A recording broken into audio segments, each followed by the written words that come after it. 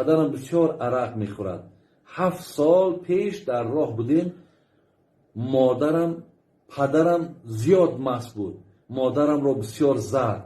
مادرم فریاد زیاد کشید. بی‌طاقت شدم. یک تا با پایم به سینه پدرم زدم. بابا جان از همان روز بسیار پشیمانم. این خیال شدنش را نمیخواستم. التماس بیاید احوال من در دنیا و آخرت چی میشود. اکو برادری عزیز، وقتی پدرهاتون به هر کاری مبتلا باشن شما حق دست برداشتن ندارید. حق پا برداشتن ندارید. شما برای این کارتون بسیار کاری نادرستی کردید.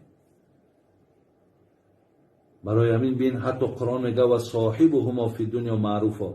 پدر و مادرت حتی بدین هم که باشه با اونا شما باید نیکویی کنید.